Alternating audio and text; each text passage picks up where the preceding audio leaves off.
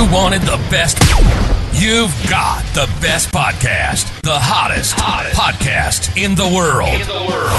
The Chris Voss Show, the preeminent podcast with guests so smart you may experience serious brain bleed. The CEOs, authors, thought leaders, visionaries, and motivators. Get ready. Strap yourself in. Keep your hands, arms, and legs inside the vehicle at all times, because you're about to go on a monster education roller coaster with your brain. Now, here's your host, Chris Voss.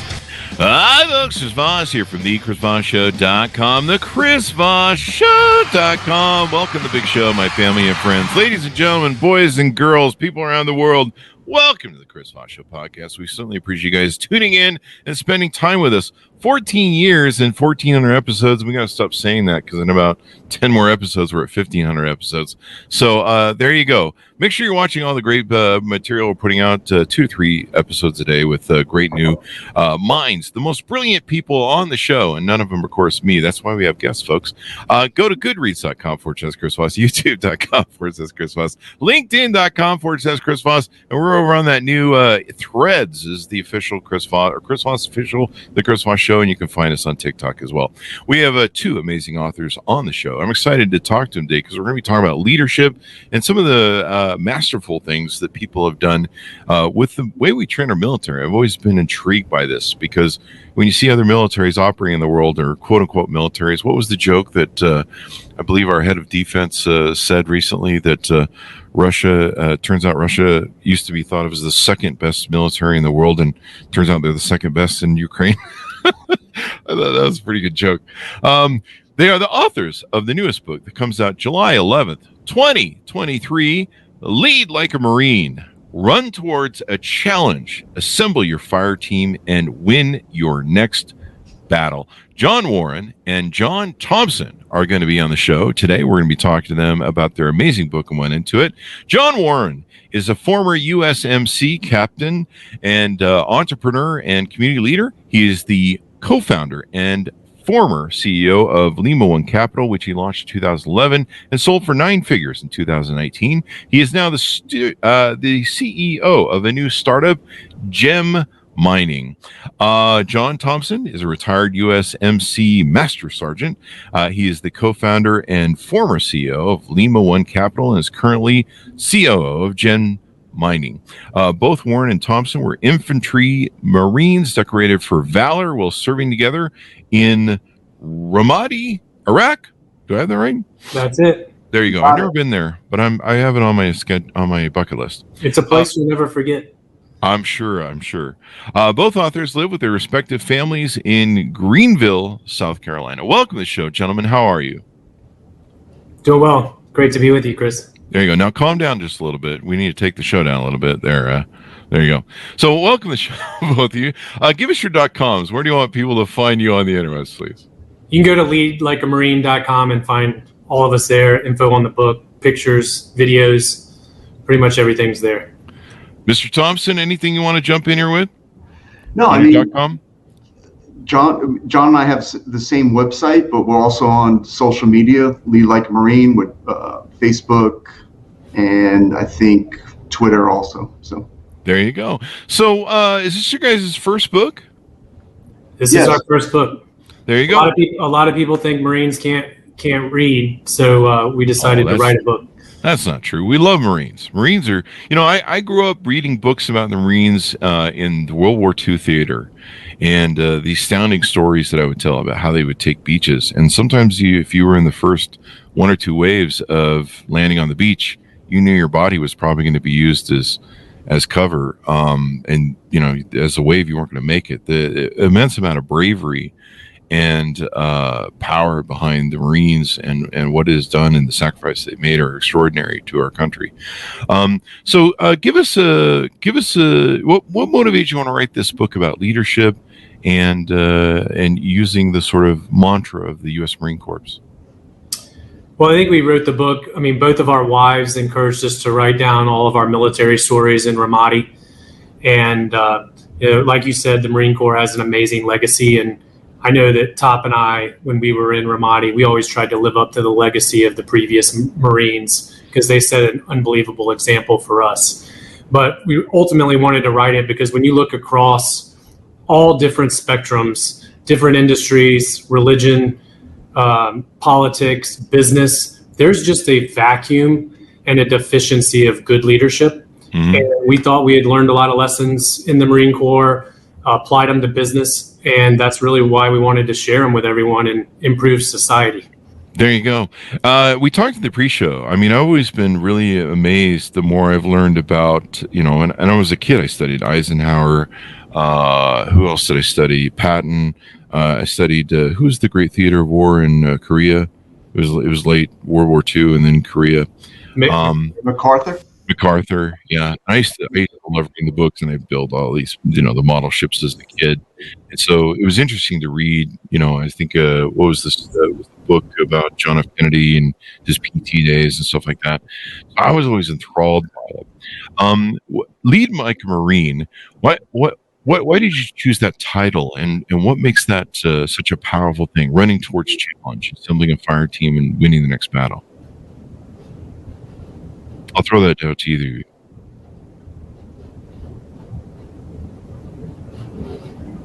I think the biggest thing is when we decided on the name of the book, it's not about, hey, these are the exact principles that the Marine Corps pushes out. It was the principles and leadership traits that we learned in direct combat. Mm-hmm. So if you look at the Marine Corps principles on leadership, they probably don't match up directly with what John and I have talked about in the book, Lead Like a Marine. It is directly contributed to actions in combat and in training for combat. It's lessons learned from that we took and built Lima One Capital on. There you go. And why do you think that translates so well into business? Personally, John can hop on this. Personally, I think, listen, if you're an entrepreneur, if you're in business, there is tough stuff going, and this, Chris, there's tough stuff going on every day. And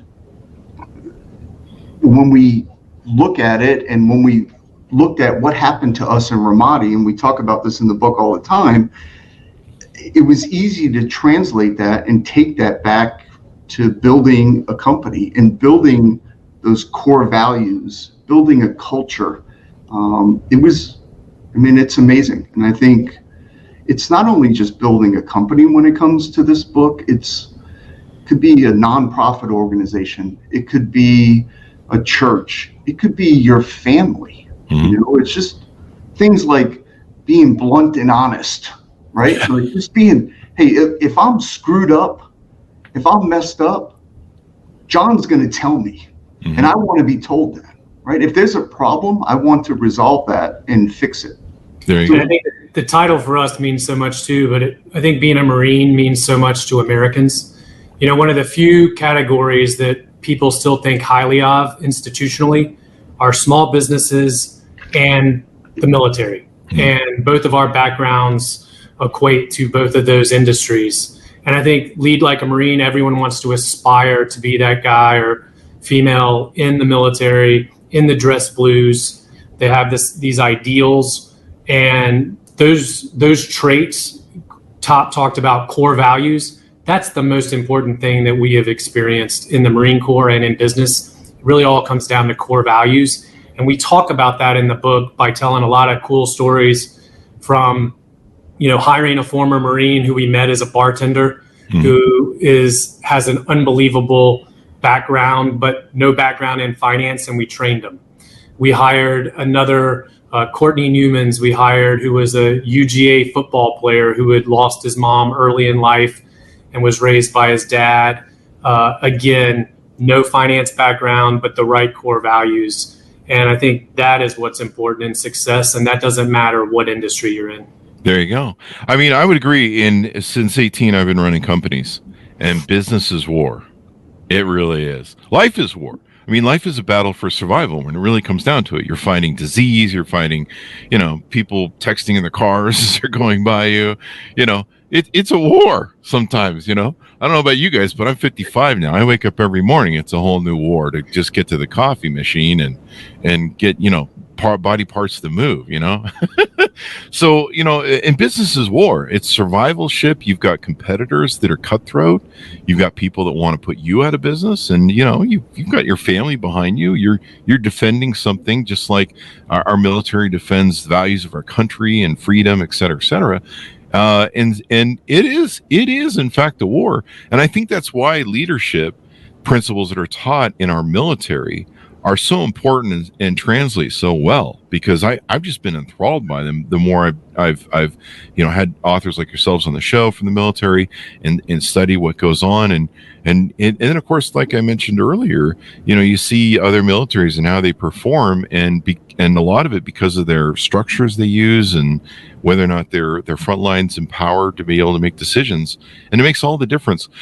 Tease us out some stories, if you would. I know we mentioned one there, but tease us out maybe a little bit of things that are in the book that people will like to hear about.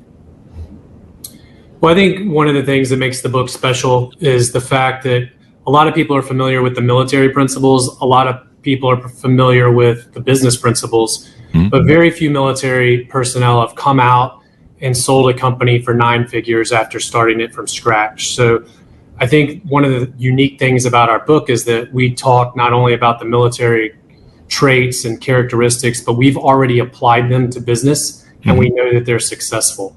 But some of the stories that we talk about, the book ends on a chapter called Lead from the Front. And one of our Marines, Mike Ouellette, it's his story of how he won a Navy Cross in Afghanistan in the Nowzad district. And it was 2009. Mike went out with his squad of Marines to do a battlefield assessment.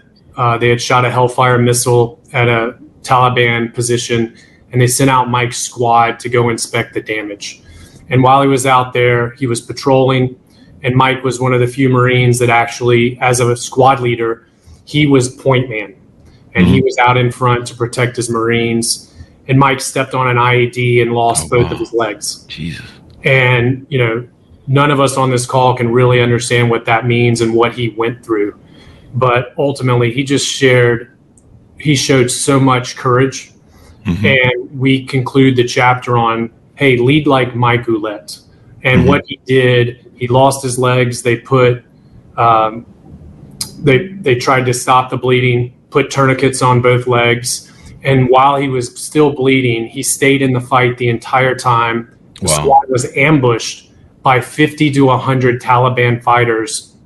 And Mike actually called on his own air support to save his Marines, stayed in the fight, called on his own casualty evacuation, directed his troops the entire engagement, which lasted up to an hour, and he refused to be evacuated until he was the last person out, because he was the leader of that squad. So that's one of the harrowing stories that we tell in the book.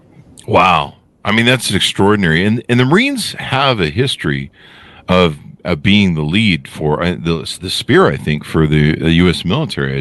Am I correct in that? The spear. Yeah, the tip of the spear, and they get sent into all sorts of stuff. Like I said, I grew up reading about the Marines and what they were doing in Iwo Jima and the theater, and the landing on beaches that were just on islands that were totally controlled by the Japanese. We had Senior Master Sergeant Israeli D.T. Del Toro Jr. on the show a couple weeks ago about his book, Patriot's Promise. He was burnt over 98% of his body, and yet when he was burnt, just like the story you told, he was still trying to command drop hits on some people that were bombs being dropped on some of his compatriots on the hill that were being attacked as well. Just extraordinary stories. But these translate well into military in business from military, because the Marines have always been great at running towards a challenge and taking on and being that tip of the spear. We see a lot of organizations that struggle to do that. They struggle to lead. There's a million examples we could probably cite in business of people that either won't eat their own lunch or eat their own they eat their own lunch, like Apple did when they introduced the iPad. It knew it was it was going to cannibalize its computer sales, but it did anyway. Kodak, who I think it was Kodak who originally developed digital photography, but they knew it would kill their film business, so they didn't lead in it. They didn't run towards the challenges. You guys like to have it. Hi, folks. Here's Voss here with a little station break. Hope you're enjoying the show so far. We'll resume here in a second. I'd like to invite you to come to my coaching, speaking, and training courses website. You can also see our new podcast over there at chrisvossleadershipinstitute.com. Over there, you can find all the different stuff that we do for speaking engagements if you'd like to hire me, training courses that we offer, and coaching for leadership, management, entrepreneurism, podcasting, corporate stuff. With over 35 years of experience in business and running companies as CEO. And be sure to check out chrisvossleadershipinstitute.com. Now back to the show. Tell us about some other principles that you put forth in the book that are important, you think. I think, to me and John alike, I think one of the most important things is how to develop culture and build a company. Mm-hmm. And when you find, and that goes into the hiring process, when you find like-minded people who share the same intrinsic core values that you do, regardless of their background, right? It doesn't matter about their background to us. If they had the core values, we were willing to hire them. And that's a sacrifice for company. It was a sacrifice for us, right? So we're really hiring these people, and we're going to have to train them and get them elevated. And it's going to be 6 months before they can be what I would consider a fire and forget weapon. Mm-hmm. And there's some sacrifice in there, right? There's salary, there's training, there's everything. But if they have the core values, that's how you build the culture, right? That's the start of building a culture. And some of the core values, Chris, we have a chapter in there called Build a Team of Killers.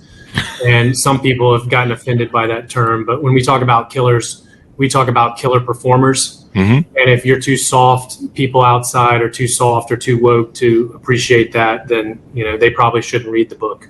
But ultimately, the characteristics that we want to hire are extremely hardworking people that have honesty and integrity, people that want to be part of a team, and finally, people that have a chip on their shoulder and want to prove something. There you go. Regardless of whether you're in the military, you're in business, you're in a nonprofit, you're on a basketball team, those are the traits of the people that I want in my foxhole, and I think we've proven that out. There you go. The you want in your foxhole. I love that term. I was going to ask you about that chapter. Build a team of killers, because you want guys that are killers. You want killer salesmen. You want guys who are going to go out and they're going to rock and roll. It's a term used in comedy. You want to get up and kill. You don't want to die on stage. It's a phrase people get it. I think unless they have issues, whatever. But you talk about some of the principles that I'm pretty sure that, from my understanding, because I've never been in the military, so you'll have to correct me if I'm wrong, but principles that are part of the military and what makes people like the Marines great. You mentioned trust, honesty. I'm sure self-accountability is in there somewhere. Loyalty. Anytime I've talked and with all my military friends I've always known, they've talked about their band of brothers. They've talked about that loyalty, knowing someone has your back, loyalty to the principle, the cause, to each other. Because when you're in a firefight or you're in a danger zone, or maybe you're in a collapsing PR business situation, or I've had companies, they work fine one day, and then all of a sudden some system changes or some supply chain changes, some pricing changes. Suddenly you're bleeding out, and if you don't patch that hole, your ship's going down. You're going bankrupt. So am I correct on that? Well, just look at Bud Light, right? That's a recent company. How do you think the leadership is at that company? How do you think the core values are there? They don't even know their most basic customer, and that's why they're down about 25% in sales. Yeah, I think they handed some stuff over to some people that didn't respect their core values. From when I've seen the video of the young lady who I think has been removed from the company, and they think her boss, and talking about how was a frat brand and talking down about the brand. Yeah, I think they found out very hard. It's kind of interesting to me. I guess the CEO used to be in the CIA or something at one point. Kind of interesting story. Chris, actually, I think the CEO was actually a former Marine. Oh, was he really? And also was in the CIA. I got to confirm that, but I read an article recently where I was shocked. But that goes back to what we were talking about earlier, is like, hey, hiring the right people. Exactly. And then decentralization of command so that they can make the right decisions. Yeah. So that's a perfect example. And if you look at the market cap they lost, it's shocking. Yeah. And I mean, you can take whatever premise you want on it. I mean, we support LGBT community, but from a business standpoint, it is a lesson, and it's respecting your brand. It's respecting the people who value your brand and talk about your brand. And I think what was most offensive to people is when they saw the video of that young lady marketer who I believe did the little program that got her fired, or I believe she's either that or laid off. It's being said now she's gone. Disrespecting the brand. She goes, it's a frat brand. It's not. This is a frat boy brand. We need to change it. And it's like, well, I mean, guys have a real huge identity towards beer and sports. I mean, we just do. I mean, you don't really crap on that and go, hey, you're a frat brand. I think it's offensive. I think when at the time, it was the number one selling beer in America. It's like, what? Yeah, it's shocking. And one thing where these leaders, so-called leaders, go wrong, a good leader unifies. Mm-hmm. Bad leaders, they have to show how everyone's different. And that's the problem with all these woke ideologies. Mm-hmm. They want to point out every reason why we are so different. Mm-hmm. And instead, what they should be focusing on, true leaders focus on what unites us. Mm-hmm. What unites us as Americans, what unites us as a company, what unites us as Marines. There's no better place for diversity than the Marine Corps. Mm-hmm. However, that's not the focus of the Marine Corps. The Marine Corps focuses on our shared core values. There you go, shared core values. Society need to get back to that. We definitely do. I mean, Victoria's Secret doesn't market bras to straight men. Not yet, anyway. Not yet. I mean, to straight men. But I mean, I guess there's still time. But it is interesting. But you talk about core values, and those are so important in a company, and it's so important that your employees know your core values. You guys talk about hiring well. I found out the hard way in my companies. We used to hire people after one meeting, and then we had all these problems. We found that after having 3 to 4 interviews and filters and comparing notes and doing good upfront interviewing and hiring made all the difference in the problems we were having in the organization. Like, they totally got cleaned up, and it's so important. And then one of the first things that we did, literally the first thing that we did once we hired someone in Lima 1, Top and I would go in and we would give them an investor brief to get the core values of the company. And then the second brief we would give them is our experience in Ramadi and why we think the way we think and how we conduct business, because it's often a lot different than a lot of other companies. But going back also to what you guys were both talking about with the training, it is a short-term sacrifice to do the training, to do the intensive training. However, it is a long-term huge upside, because those are going to be your best employees and they're going to stick around. The biggest mistake we see in business today is not hiring someone because they don't have industry experience.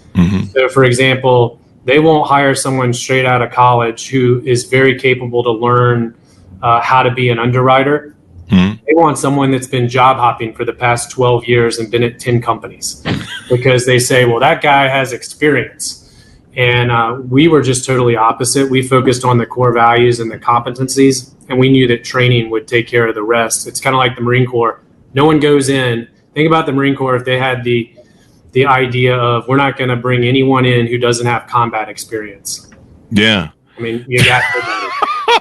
I love that analogy. That makes so much sense. Yeah. I mean, you should post that on LinkedIn. It probably get like 50 million likes. And Chris, I'm sorry. No, go ahead.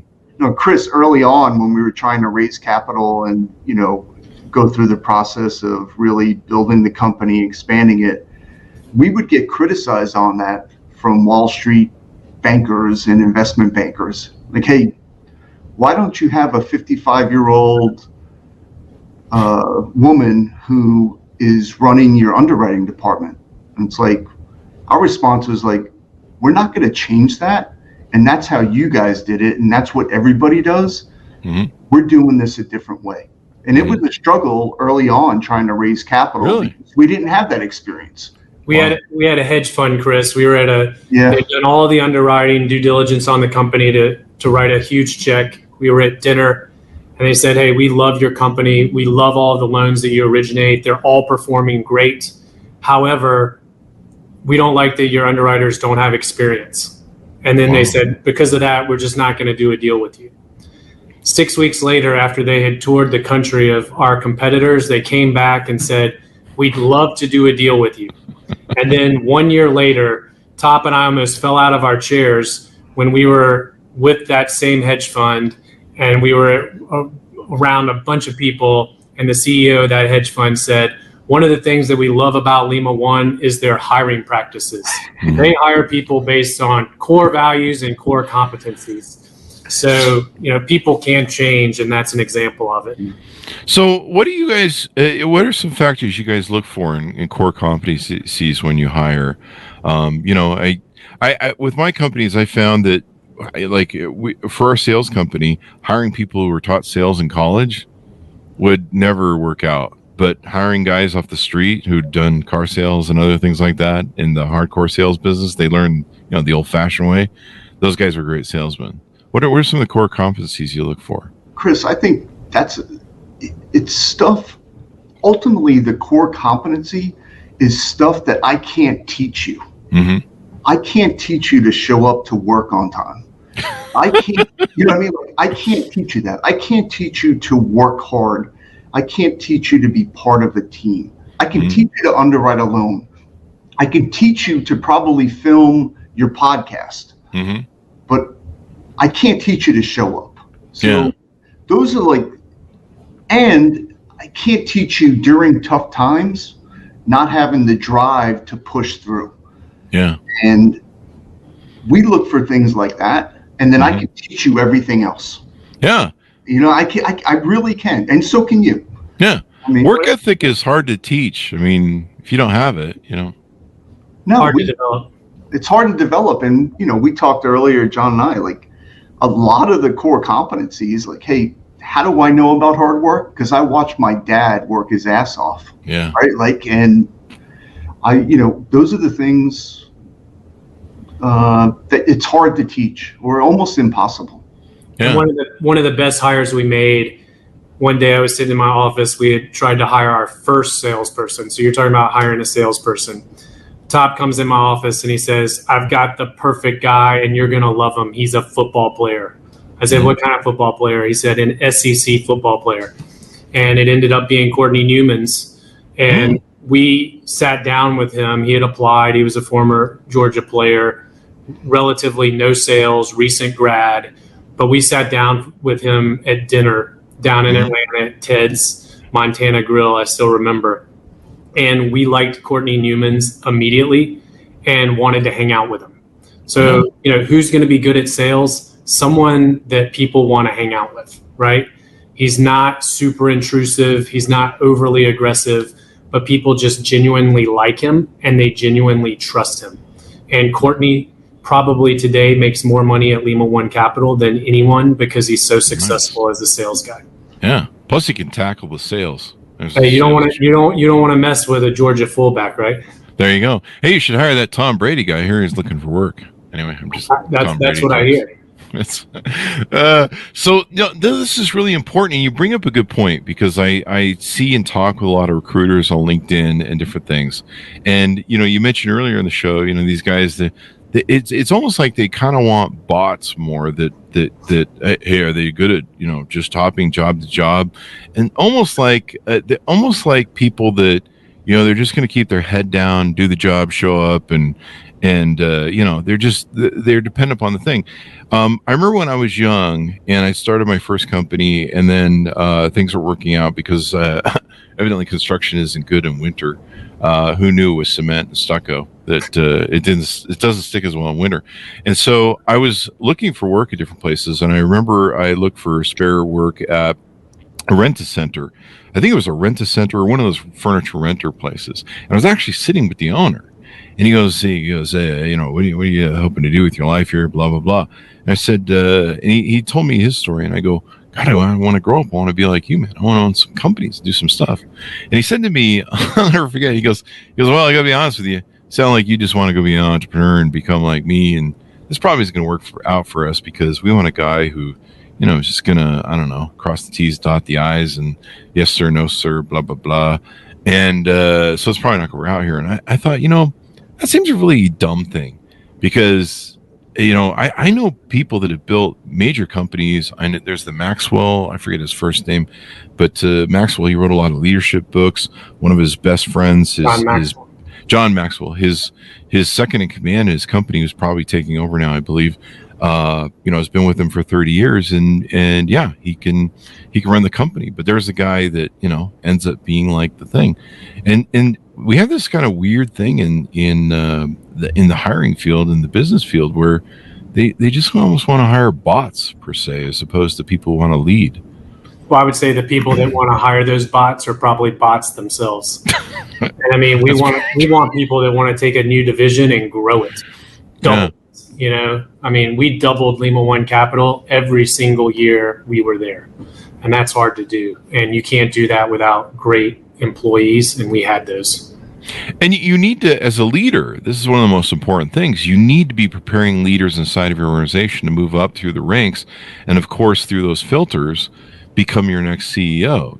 As any smart leader knows that you should be developing the leaders under you to replace you, because that's real true leadership, is when you can replace yourself with leaders, and you can step aside and do whatever you want, I suppose. And that's taken directly from the military. I mean, talking about a great principle that we talk about is training up and down, to where you can do the position of the person above you and below you. Because in the Marine Corps, if a platoon commander goes down, the platoon sergeant or a squad leader needs to step up and fill that role.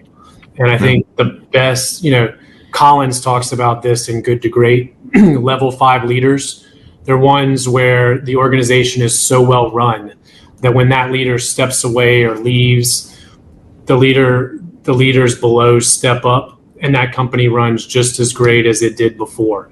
The level 4 leaders are insecure, and they don't quite want the company to do as well if they're not there. And that's all around insecurity. So I think you hit it on the head. You want people that want to be around A players and hire. Hey, I want to be the dumbest in the room with my employees, not the smartest. Yeah. I'm always the dumbest person in the room, but have you seen me lately? Anyway, so this is really important. You have to develop leaders. In my book, I talked about how everyone's a leader. A parent's a leader. And it's amazing to me how many people don't see themselves as leaders. And you want leaders all through the levels of your organization because you need leadership. I've seen the companies where they just go spend most of their days in conference rooms going, hey, are you going to lead? Are you going to lead? Who's going to lead? I don't know. We're just going to sit here and talk about this stuff over and over again. One unique principle that we had at the company, it was a rule. We would not allow anyone, including the CEO, to have more than 4 direct reports, because above that, you just have a bunch of meetings and you don't do anything accomplishing the mission. And we found that just empowers the middle level of leaders. And, we had so many small fire teams that we called them, and that really empowered the employees to grow. Chris, that's how the Marine Corps Infantry Company is organized. It's 3 4-man teams with a fire team leader and then a squad leader. And inside that platoon is 3 squads. So there's this decentralization where decision making is done and problems are solved, so that leaders can focus on the more important things. Is, hey, where are we going to be at next quarter? What's our plan for growth next year? And if if you have 12, 15, 20, we've seen this, direct reports, your calendar is filled with meetings about what happened last week and not what is going to happen 2 weeks from now, a quarter from now, or a year from now.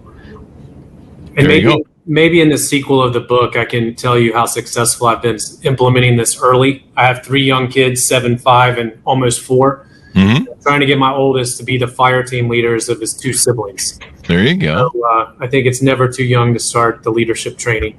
It isn't. I mean, it's really important. I mean, kids need this. I mean, being leaders, the world needs leaders. Damn it! And I was just reading a report today that we're losing, a large part of leadership from our retiring community with the baby boomers and stuff. And we have a shrinking employment base, and a shrinking knowledge base. We need more leaders. You guys mentioned what was the stat you guys mentioned earlier in the show that companies spend 90% of their time, putting out fires and solving problems, and 10% leading and focusing on the future. Was that the figure I had? Yeah, that's a figure that I believe. Yeah. That you can have is, as a leader, if you don't have decentralization, you don't trust the people you employed and trained and spent all that time to make decisions, you're going to be dealing, as a COO, I don't want to deal with somebody who is late. I expect somebody else to deal with that, right? Yeah. And that's a simple example, or a mistake in underwriting or manufacturing or something. I expect to get a report on that at some point, but I don't want to have to deal with it and take up my time of the day. I've hired people that I trust can manage those things. Yeah. And entrepreneurs have that issue too, where they don't delegate well. We have a hard time with that, especially in small companies. Yeah, I mean, I think it's tough, and John would know best about this, but you have to do that. I mean, we did that for years on end, where we hired people, and 6 months later, we had them leading underwriting teams that were writing millions of dollars a month in loans, and I have to trust that. If not, then I might as well just be an underwriter. And that's, you have to do that, but it goes back to hiring the right people. There you go. One final question I'll ask you. You guys have a chapter in here called Be Blunt and Direct, Chapter 7. Tell us what that means. I think it's probably the most applicable chapter to anyone in America or in the world. I mean, it can affect your marriage, your family, your business career, your social life.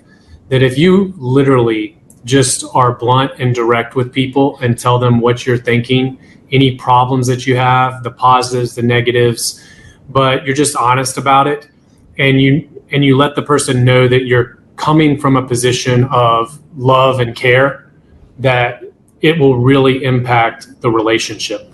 So, we have a funny story in the book where we say, hey, based on a small sample size of 2, marriages are improved if you are blunt and direct. And that's what we found. And it's just being honest. It's owning up to things early. Hey, if there's a mistake, Top always says problems don't get better with age. And have you seen me lately? So I think, Top may have something else to add on the blunt and direct, but yeah, I think the most important thing is and this goes back to like taking care of your employees. Employees always stress about, hey, my 6-month review is coming up, or my 90-day review is coming up. The great thing about being blunt and honest and tackling a problem early on is when they go into that review, there's no shocks or surprises. There's no stress on them. They already know. If they've done a great job, they've already been told that. If they had a couple of problems, they've already been told, and we fixed them. So to me, it's the best thing. And listen, and John said this. I mean, I'm sure, listen, my wife tells me all the time, hey, your pants look like crap. I was like, hey, I really appreciate that, right? Like, I'm about to go to a business meeting. Let me go fix these things. It's just, It's saved them from me having to tell them that a couple hours. But I think, in the employee and building a company, our employees love that. If there was a problem, we saw it on the floor, on our trading floor. If we saw it, it happened immediately. It wasn't somebody taking notes and you get that in your review. Yeah. And one of the things we tackle too is the sandwich approach. You know, hey, positive, a little vague, negative, and then end on positive. And then that person walks away and was like, so is he bragging on me or is he criticizing me? Like, what's the deal? So you always knew where you stood with us. And I think people really appreciate that. I mean, even kids, hey, if your kid gets beat 10-0, don't tell them good game.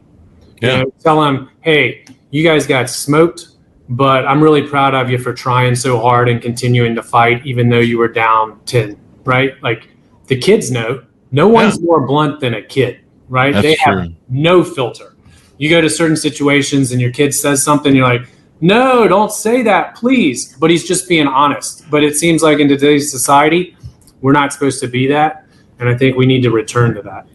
Yeah, I mean, it's about being honest with yourselves and the company, you know, like with the values that you guys have talked about that you espouse. You know, if a company's not honest with itself, I learned as a CEO, if I wasn't honest with myself and about my own bullshit, PR, that, you know, I would be blindsided. I would have blind spots where I wouldn't see, you know, what the true problems were. And those can end up costing you money if you're buying your own hype and whatever PR the PR is pumping out. And if you're not true to those values and being honest with yourself, you're gonna drive right into a cliff, really. Yeah. So let's tease out. What do you guys both want people to learn from the book? What's your final message on the book and what you want people to get from it when they walk away from reading it? I mean, I'll start off real quick. I just think our hope is that people take the 9 principles that we lined out in the book, that we learned in combat, and albeit built a very successful company, but how they can use that. You know, I don't want people to be deterred about, you know, lead like a Marine. It can be used, family, churches, nonprofits, entrepreneurs, and current businessmen and women to grow their companies. Yep. Anything more you want to throw in here? No, I just think the book's, like Top said, very applicable to everyone. It's a fun read. We've got a lot of cool stories from combat, but we also have a lot of funny stories from business. It's applicable for families, and I think it can really impact people in a positive way and impact society. Because right now, if there's one thing that most people agree on is that we need more leaders, we need better leaders, and this is a path to achieve that. And it's a path for everyone to improve their own lives. So we're very proud of the book, and it was a lot of fun writing it, reconnecting with 40 something of our Marines for interviews. And we hope everyone really enjoys it. There you go. We need more good leaders in this world. We need more leaders that espouse truth, honesty, self-accountability, the stuff that loyalty, the stuff that we talked about here. Your people look for that in you as a leader. And can I be loyal to this person? Is this person loyal to me? Can I trust them? There's all those aspects that are in that interpersonal relationship when you build your teams and people look to you as that leader and they go, should I follow this guy? And is he full of shit? Who's the famous comedian used today? He's full of shit. George Conway, George Carlin. George Carlin used to, he had that. He's full of shit. I love that line. Anyway, real quick. I just think people really, the 2 questions they ask their leaders are, can we trust them and do they care about us? There you go. That's so important. And in the Marine Corps, the only two things that everything boiled down to was mission accomplishment and troop welfare. And that's what we need out of leaders. We need people that want to accomplish the mission and care about the people under them. And oftentimes leaders think leading is a privilege that comes with a lot of perks, as opposed to leading with responsibility and fiduciary duties. And we need to return to the latter, not the former. Definitely. I love the term fiduciary duties. I learned that in owning a mortgage company for 20 years. Fiduciary duty, taking care of what the client's interests are and having a duty to them. And I think, Think about if our politicians had that approach. My fiduciary duty is to not be so concerned about getting reelected, but actually caring about the taxpayers and the citizens of the U.S. Yeah. That would be amazing transformation. It certainly would be. We need more of this in life and better leaders. Thank you very much, gentlemen, for coming on the show. Give us your .coms, wherever you want people to find you on the interwebs. You can find us at leadlikeamarine.com. There you go. Thanks for having us. Thank you for coming. We certainly appreciate it. Thank you for your service. And I just love what the military does and puts out, and I love the strategy of it. When I see what's going on, like military with Russia and stuff like that, and you see their structure of stuff, and you go, wow, this is why we kick butt. I mean, I was watching somebody talk about the other day how China just really tries to solve to become like us. And when you really are like our military, and when you really see it, part of, I think, what was the book I was reading? Was it The Prince recently? I'm reading On War right now, the famous book on war. Or was it The Five Rings? There was something I was reading recently that talked about that if your soldiers have that value, and our military fights for the values of this country, freedom, the U.S. Constitution. Please read it, people. Actually read it. All these different aspects, but they fight for their families that are back home. They fight for the American ideals. And then you see, some of the conscripts of the Russian war and how they're just like, why am I here? What am I doing? In fact, that's how their interviews usually are in the Ukraine right now. You see the difference in the spirit of the human beings and the way we built our military and how much that makes a difference. And it's the same for organizations, the spirit and culture in your organizations, like you guys write about in your book. Anyway, thanks for coming on the show, gentlemen. Thanks so much for tuning in. Go to goodreads.com/Chris Voss, youtube.com/Chris Voss, linkedin.com/Chris Voss, see the big LinkedIn newsletter and all the other places we're on the internet. Thanks for tuning in. Be good to each other. Stay safe. We'll see you guys next time. And that should have us out.